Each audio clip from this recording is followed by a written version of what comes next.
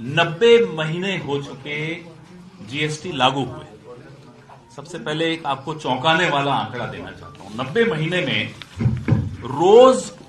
औसतन रोज एक सर्कुलर निकला। ये तो जीएसटी जिसका नाम है गुड्स एंड सर्विसेज टैक्स, जिसका आधार ही सरलीकरण की तरफ था कि इसको सिंप्लीफाई करें, तो ऐसा कैसा सरलीकरण हुआ कि 90 महीने में रोज एक सर्कुलर निकला। यह मोदी सरकार का जीएसटी है। इसलिए आज हम 12 शहरों में 12 नेता पूरे देश में जीएसटी पर प्रेस वार्ता कर रहे हैं। मिडिल क्लास को, छोटे व्यापारी को, गरीब तबके को सबसे ज्यादा चोट इस जीएसटी से पहुंची है। जो 64% जीएसटी 2021-22 में 64% जीएसटी जो इकट्ठा हुआ, वो देश के 50% आबादी ने दिया। ये एक और चौंकाने वाला। तो देखिए जीएसटी की सबसे ज्यादा मार कैसे मिडिल क्लास को, व्यापारी को, छोटे व्यापारी को, मुझे और आपको, हम सबको पड़ रही है। 9 दरें जीएसटी की हैं आज की तारीख में, स्लैब्स जिसको हम कहते हैं, 9 स्लैब्स। पहली बार ऐसा हुआ आजाद हिंदुस्तान में कि किसानों पर अलग अलग उनकी इक्विपमेंट पर, ट्रैक्टर पर जीएसटी लगा दिया। किसी सरकार ने कभी भी किसानी पर टैक्स टेररिज्म या टैक्स का आतंकवाद नहीं लागू किया, लेकिन इस सरकार ने किसानों की जो लागत है वो बढ़ा दी। वादा किया था 2022 तक तो आय दुगुनी कर देंगे, उल्टा क्या हुआ, लागत दुगुनी कर दी जीएसटी की माध्यम से। 9 दरें जैसा कि मैं आपको बता रहा था, 0%, 5%, 12%, 18%, 28%, ये तो 5 बड़ी दरें हो गई।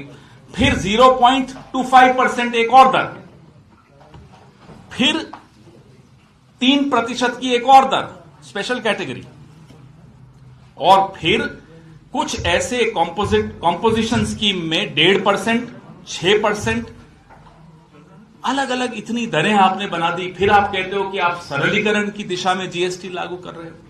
कौन सा सरलीकरण है? 5 साल में इनकम टैक्स 240% वृद्धि हुई इकट्ठा करने में, और जीएसटी की संग्रह में 177%, 177% वृद्धि हुई। अब आप आंख बंद करके सोचिए कि इसका लाभ आपको क्या मिला, आपके परिवार को क्या मिला, आपके शहर को क्या मिला, आपके राज्य को क्या मिला, और आपके देश को क्या मिला। भाई आप अगर टैक्स दे रहे हो तो कुछ सोच कर दे रहे हो कि भाई मुझे लाभ मिलेगा, मेरी सड़कें अच्छी होंगी, मेरे जीवन का स्तर अच्छा होगा, मेरे को बिजली अच्छी मिलेगी, पानी अच्छा मिलेगा, रोजगार के अवसर मिलेंगे, परिवार को लाभ होगा। लेकिन कुछ नहीं मिलेगा, कुछ नहीं मिला। बेतहाशा वृद्धि और नतीजा कुछ नहीं, 0। कोई रोबोट हो या कंप्यूटर हो तो शायद जीएसटी को समझ पाए।